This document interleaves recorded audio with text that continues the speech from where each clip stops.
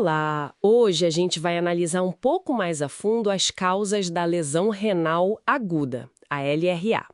Temos aqui um material que organiza isso bem direitinho. A ideia é entender de forma rápida o que pode levar a essa condição, que é séria, né? E por que saber a origem do problema faz tanta diferença. Exato. Simplificando, a LRA é quando os rins, assim, de repente, perdem a capacidade de filtrar o sangue, de controlar os líquidos do corpo. E o interessante é que as causas se dividem em 3 grandes grupos, né? Pré-renal, renal, que também se chama intrínseca, certo? Isso. Intrínseca? E a pós-renal. Perfeito. São essas 3 categorias mesmo. Certo, então vamos explorar isso. Começando pela mais comum, a pré-renal. Acho que responde por mais da metade dos casos, né? Se eu entendi bem aqui, o rim em si está ok no início. O problema é a chegada de sangue nele. Exatamente isso. É uma questão de baixo fluxo sanguíneo para o rim, o que a gente chama de hipoperfusão renal. O tecido do rim, a princípio, está preservado. E o fascinante é como o corpo reage, né? Ah, ele tenta compensar. Sim, ele ativa mecanismos de defesa. O mais conhecido é o sistema renina-angiotensina-aldosterona, para tentar segurar sal e água, manter a pressão, sabe? Entendi. Mas imagino que isso funcione só até certo ponto. Exato, tem um limite. E o ponto crítico aqui é que a LRA pré-renal é meio que uma janela de oportunidade. Se essa falta de fluxo de sangue não for corrigida logo, aí o próprio rim começa a sofrer com a falta de oxigênio. E o que era um problema, digamos, externo, vira um dano interno. Muitas vezes, a tal da necrose tubular aguda, que aí já é bem mais complicado de reverter. Nossa, e o que geralmente causa essa falta de fluxo? Parece que são coisas até comuns, né? Sim, bastante comuns. Pode ser por hipovolemia. Perda de volume? Isso, perda de volume. Tipo desidratação grave, uma hemorragia ou até diarreia e vômitos muito intensos. Outra causa importante é a diminuição do trabalho do coração, como na insuficiência cardíaca, sabe? Ou choque cardiogênico. Certo. E tem também a vasoconstrição renal, que é quando os vasos do rim se fecham demais. E essa vasoconstrição, o que dispara isso? Olha, pode ser por quadros bem graves, tipo sepse ou doença avançada do fígado. Mas, atenção, também pelo uso de medicamentos muito comuns. Ah, é? Quais? Os anti-inflamatórios não esteroides, os AINE, sabe? E também certos remédios para pressão alta, como os IAECAs ou os BRAs. E em algumas situações, eles podem atrapalhar a proteção natural do fluxo de sangue para o rim. Entendi. E como é que isso aparece nos exames, nos sinais do paciente? Bom, pode ter pouca produção de urina, a oligúria. E um sinal clássico nos exames de sangue é um aumento maior da ureia em comparação com a creatinina. Isso porque, com menos fluxo, o rim acaba reabsorvendo mais ureia, entende? Uhum. Mas a boa notícia é que, se a causa de base for tratada a tempo, por exemplo, dar soro para quem está desidratado, a função do rim geralmente volta ao normal bem rápido. Ótimo. Entendido esse cenário pré-renal, que é sobre o sangue chegando ao rim. Mas e quando o problema é no próprio rim? Aí a gente entra nas causas renais, ou intrínsecas, certo? Que são uns 35 a 40% dos casos. Isso mesmo. Aí o dano é direto nas estruturas do rim. Pode ser nos túbulos, nos glomérulos, no tecido entre eles, que é o interstício, ou até nos vasos dentro do rim. E o que leva a esse dano direto? Geralmente, é resultado de uma isquemia prolongada. Lembra da LRA pré-renal que não foi resolvida a tempo? Ah, sim. Ou então pela exposição a substâncias tóxicas, as nefrotoxinas. E a causa mais comum dentro desse grupo renal é a necrose tubular aguda, a NTA. Necrose tubular aguda. Isso quer dizer que as células dos túbulos renais, que filtram, elas morrem. Basicamente isso, é a morte das células dos túbulos. São elas que fazem o trabalho pesado de filtrar e reabsorver.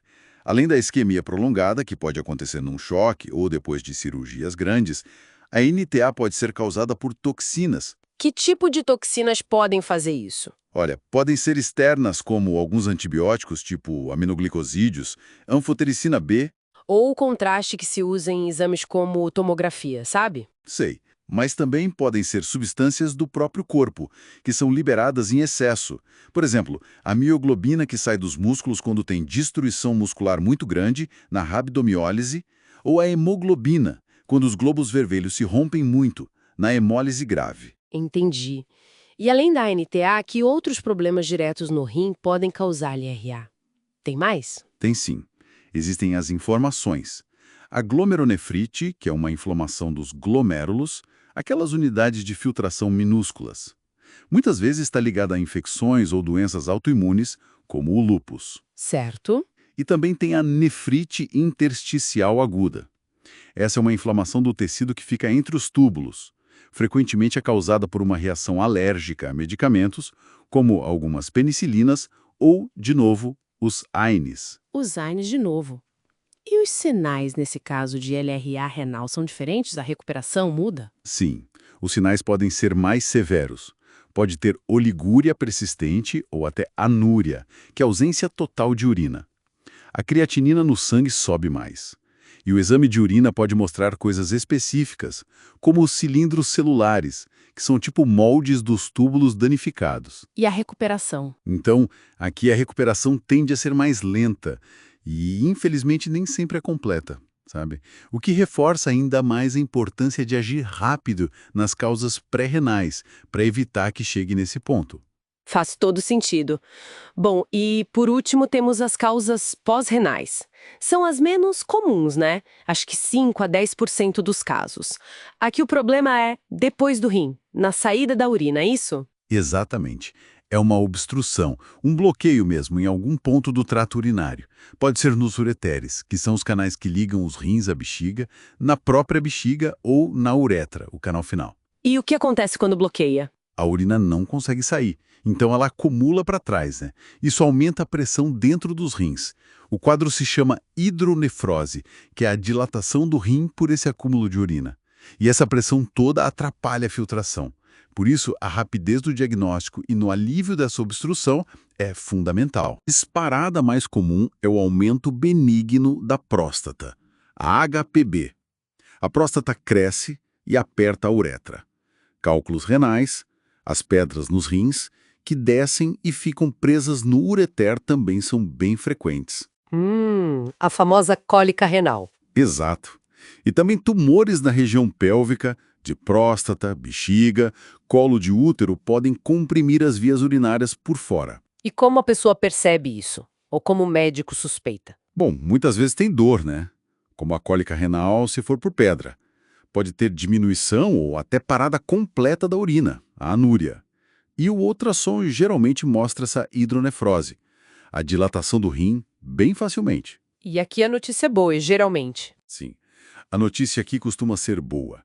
Se a obstrução for resolvida às vezes com uma simples sonda na bexiga ou um dreno direto no rim, que é a nefrostomia, a função renal tende a melhorar bem rápido. Ótimo. Então, para a gente amarrar tudo, a LRA pode vir por falta de sangue chegando aos rins, que é a pré-renal, por um dano direto no tecido renal, a renal ou intrínseca, ou por um bloqueio na saída da urina, a pós-renal. É isso? Perfeito.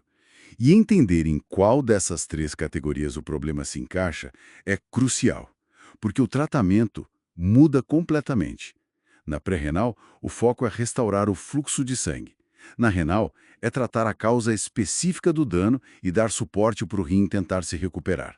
E na pós-renal, é simples, desobstruir a via urinária. O prognóstico, a chance de recuperação, também varia muito dependendo da causa. Fica muito claro como identificar corretamente a origem da LRA é vital mesmo, para um manejo eficaz. Com certeza. E para a gente fechar, fica uma reflexão, né? Considerando que muitas causas pré-renais e até algumas renais estão ligadas a fatores como desidratação, uso de medicamentos super comuns ou o controle de doenças crônicas, de que forma será que uma maior conscientização sobre esses riscos no dia a dia poderia ajudar na prevenção da LRA na população geral?